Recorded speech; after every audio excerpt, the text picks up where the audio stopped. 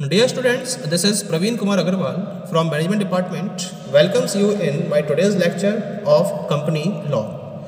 In today's lecture, we will discuss upon the concept of business transacted by ordinary resolution. जैसा कि previous lecture में हमने discuss किया था about the concept of ordinary resolutions. आज हम discuss करेंगे कि ordinary resolution को follow करते हुए कोई भी कंपनी किन किन पर्टिकुलर बिजनेसेस को ट्रांजैक्ट कर सकती है, क्योंकि मैंने यहाँ पर आपको दो पॉइंट्स के रेजोल्यूशन बताए थे, एक था ऑर्डनरी रेजोल्यूशन और दूसरा था स्पेशल रेजोल्यूशन। तो दोनों ही रेजोल्यूशन के अंडर में ट्रांजैक्ट किए जाने वाले बिजनेसेस अलग अलग होते हैं। तो हम यहाँ उन पर्टिकुलर बिजनेसेस को स्टडी करेंगे जिनको ऑर्डनरी रेजोल्यूशन के थ्रू ट्रांजैक्ट किया जा सकता है। कंपनी एक्ट के प्रोविजन के अकॉर्डिंग ऑर्डनरी रेजोल्यूशन से हम फॉलोइंग बिजनेसेस को ट्रांजैक्ट कर सकते हैं। क्या क्या है ये businesses? The very first one is the rectification of name of the company which resembles the name of another existing company. आपने अपनी कंपनी के नाम को फॉलो किया हुआ है और अगर आपकी कंपनी का नाम किसी दूसरी कंपनी एग्जिस्टिंग कंपनी के नेम से किसी भी तरीके से सिमिलरिटी रख रही है, रिजेंबल कर रही है, तो उस केस में अगर आप अपनी कंपनी के नाम में मॉडिफिकेशन चाहते हो, उसको रेक्टिफाई करना चाहते हो, तो उसके लिए आपको ऑर्डनरी रेजोल्यूशन पहले पास करना होता है, उसके बाद आप आगे के प्रोसीजर को फॉलो करते हो। ठीक है, तो इस बिजनेस को आप ऑर्डनरी रेजोल्यूशन के थ्रू ट्रांजैक्ट करते हो। सेकंड केस बनता है इसके अंदर variation of contract stated in the prospectus. जब आप अपने शेयर्स को इश्यू करने के लिए और शेयर्स को इश्यू करके कैपिटल को रेज करने के लिए प्रोस्पेक्टस को इश्यू करते हो और उसमें अगर कोई कॉन्ट्रैक्ट ऐसा स्टेट किया गया है जिसमें वेरिएशन है, तो उसको सही करने के लिए भी आपको एक ऑर्डनरी रेजोल्यूशन कंपनी की जनरल मीटिंग में पास करना होता है और उसके बेसिस पर आप इस बिजनेस को ट्रांजैक्ट कर सकते हो। ओके, थर्ड केस क्या है इसके अंदर? अगर आपको शेयर कैपिटल में कोई भी चेंज करना हो, चेंज कैसे कर सकते हो? आप अपनी ऑथराइज्ड कैपिटल को इंक्रीज करना चाहते हो, या जो आपके इंडिविजुअल शेयर्स हैं उनको आप सब डिवाइड करना चाहते हो, या जो आपके इंडिविजुअल शेयर्स हैं उनको कंसोलिडेट करते हुए लार्जर अमाउंट के शेयर्स में चेंज करना चाहते हो, तो उस केस में आपको क्या करना पड़ेगा? इसके रेफरेंस में एक ऑर्डिनरी रेजोल्यूशन को पास करना होगा, तब आप इन पर्टिकुलर एक्टिविटीज़ को फुलफिल कर सकते हो, जिसके थ्रू आप अपनी शेयर कैपिटल में चेंज कर सकते हो। चेंज तीन तरीके से हो सकते हैं केवल, है ना, जो मैंने डिस्कस किए, या तो ऑथराइज्ड कैपिटल को इंक्रीज करके, या फिर जो आपके इंडिविजुअल शेयर्स हैं उनको सब डिवाइड करके, या फिर जो इंडिविजुअल शेयर्स हैं उनको कंसोलिडेट करते हुए लार्जर अमाउंट ऑफ शेयर्स में कन्वर्ट करते हुए। और ये सब आप केवल करोगे तब जब कंपनी की जनरल मीटिंग में ऑर्डिनरी रेजोल्यूशन इसके रेफरेंस में पास हो जाएगा। Okay, next one is declaration of dividend. Company को प्रॉफिट हुआ, उस प्रॉफिट में से कुछ part as a dividend company के शेयर होल्डर्स को पे किया जाएगा। तो कितना अमाउंट पे किया जाना चाहिए, इसके रेफरेंस में भी एक ऑर्डनरी रेजोल्यूशन पास किया जाता है in the general meeting of the company, जिसके बेसिस पर डिसीजन लिया जाता है about the dividend which will be paid to the members और share holders of the company. ठीक है, इसके साथ साथ adoption of annual accounts and directors report. जो डायरेक्टर्स हैं वो कंपनी की परफॉर्मेंस के रिगार्डिंग हर साल एक रिपोर्ट को ऐड करते हैं। तो जो एनुअल अकाउंट्स हैं या डायरेक्टर्स की रिपोर्ट है एनुअल अकाउंट्स के रेफरेंस में, उसको अडॉप्ट करने के लिए भी क्या करा जाता है? कंपनी की जनरल मीटिंग में एक ऑर्डनरी रेजोल्यूशन लेकर इसको फॉलो किया जाता है। ठीक है, नेक्स्ट वन इज कंपनी में अगर ऑडिटर को अपॉइंट करना है, तो ऑडिटर को अपॉइंट करने के लिए पहले एक ऑर्डनरी रेजोल्यूशन लेकर आया जाता है कंपनी की जनरल मीटिंग में, और उसके पास होने के बाद ही कंपनी में ऑडिटर को अपॉइंट किया जाता है। नेक्स्ट वन इज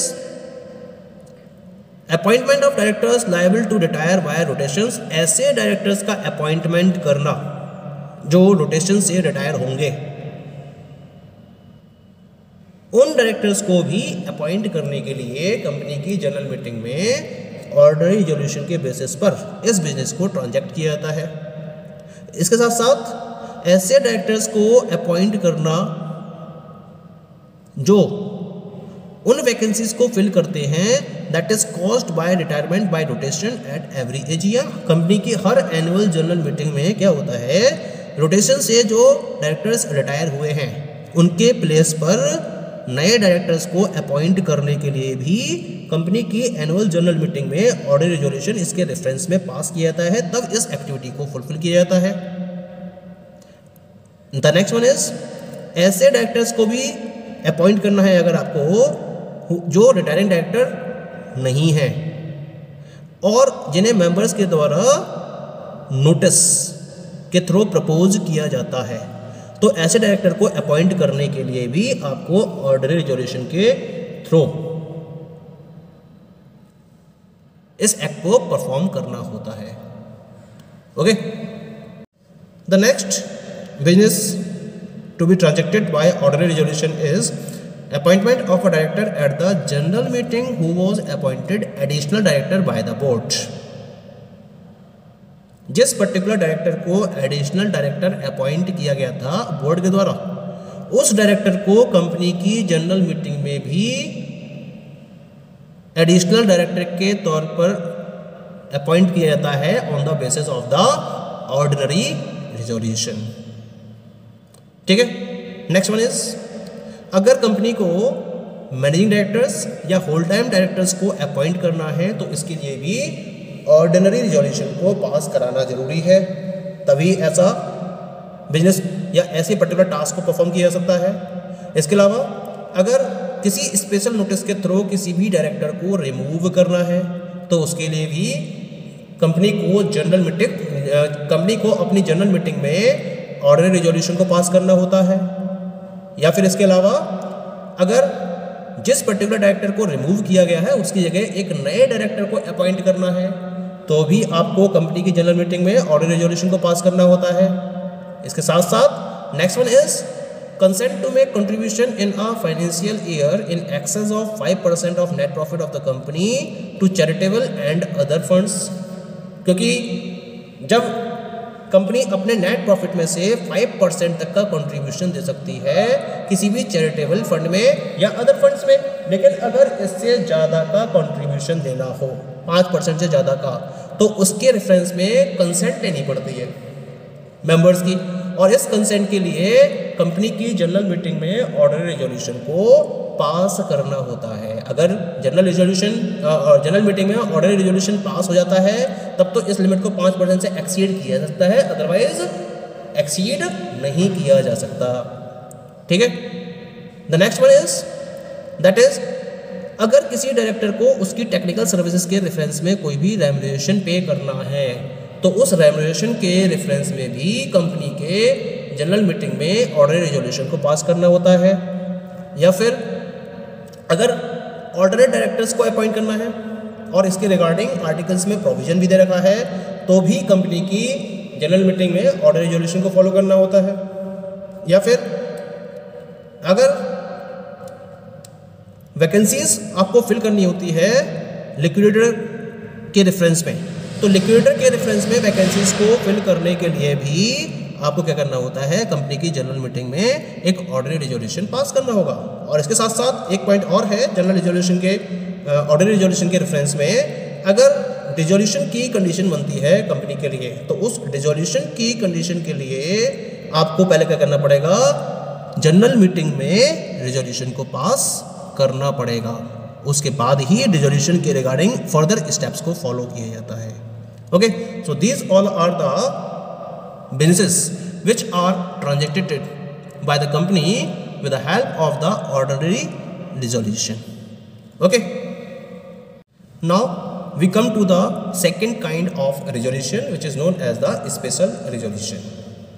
हम किसी भी resolution को special resolution के नाम से जानते हैं अगर वो इन particular 4 conditions को completely satisfied कर देता है, जिसमें से पहली condition है the notice of the general meeting has been duly given।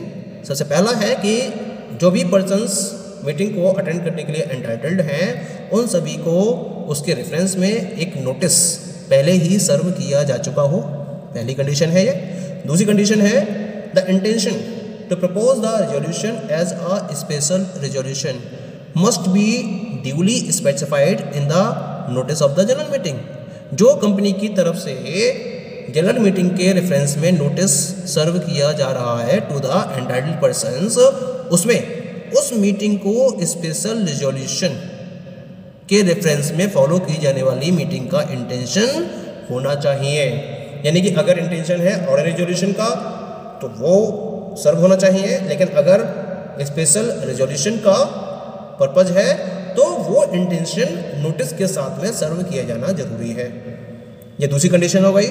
Third condition है to text of the special resolution is given in the notice of the meeting, यानी कि स्पेशल रिजोल्यूशन के रिगार्डिंग टेक्स्ट को provide करना, यानी कि लिखा होना चाहिए नोटिस में कि the meeting is for the purpose of passing the special resolution. तो स्पेशल रिजोल्यूशन टेक्स्ट फॉर्म में नोटिस ऑफ मीटिंग में इन्वॉल्व होना चाहिए, अवेलेबल होना चाहिए। ये तीसरी कंडीशन है इसके अंदर। और चौथी कंडीशन क्या है इसके अंदर, the passage of the resolution requires the support of 3/4 majority of votes. It means that the votes cast in favor of resolution must be at least 3/4 of the total entitled votes. Order resolution में majority के concept के basis पर resolution को पास माना जाता है, लेकिन जब हम स्पेशल रिजोल्यूशन की बात करते हैं तो इसमें आपको कम से कम 3/4 मेजॉरिटी ऑफ वोट्स की सपोर्ट की रिक्वायरमेंट होती है, तब स्पेशल रिजोल्यूशन पास होता है। तो मीटिंग में जो पर्टिकुलर पर्सन्स वोट करने के लिए एंटाइटल्ड हैं उनके कम से कम 3/4 वोट्स रिजोल्यूशन के फेवर में होने चाहिए, तब हम उस स्पेशल रिजोल्यूशन को पास मानेंगे, अदरवाइज उसको ड्रॉप कर दिया जाएगा। ये इसकी फोर्थ मोस्ट कंडीशन है। तो इस तरह से अगर ये चारों कंडीशंस किसी भी पर्टिकुलर रिजोल्यूशन के रेफरेंस में कंप्लीट हो जाती हैं, सेटिस्फाइड हो जाती हैं, तो हम उस रिजोल्यूशन को स्पेशल रिजोल्यूशन की कैटेगरी में रखते हैं। पॉइंट क्लियर हो गया। अब बात आती है इसके अंदर, जब हम टोटल नंबर ऑफ वोट्स को काउंट करते हैं, then the votes cast by members in persons और proxies if allowed shall be considered. तो क्या होता है कि प्रॉक्सीज को भी अलाउड करना होता है स्पेशल रिजोल्यूशन में भी। तो अगर मेंबर्स प्रेजेंट नहीं है और वो अपनी जगह अगर किसी और दूसरे बंदे को भेजते हैं जिसे हम प्रॉक्सी का नाम दे रहे हैं, तो वो भी एक मेंबर के द्वारा के पॉइंट ऑफ व्यू से ट्रीट की जाएंगी और उनको भी वो भी वोट करने के लिए एंटाइटल्ड होंगी। ठीक है। इसके साथ साथ एक पॉइंट और है इसके अंदर कि जो कंपनी का जो उस मीटिंग का चेयरमैन है वो स्पेशल रिजोल्यूशन में अपनी वोटिंग पावर को एक्सरसाइज नहीं कर सकता, यानी कि वो अपने वोट को कास्ट नहीं कर सकता। अगर ऑर्डर रिजोल्यूशन है तब तो हम चेयरमैन के वोट को कंसीडर करते हैं, लेकिन स्पेशल रिजोल्यूशन में चेयरमैन के वोट को कंसीडर नहीं किया जाता। इसका मतलब chairman does not enjoy the power of casting vote in special resolution. Okay, so these all are the 4 conditions in reference to the special resolution. Okay, thank you.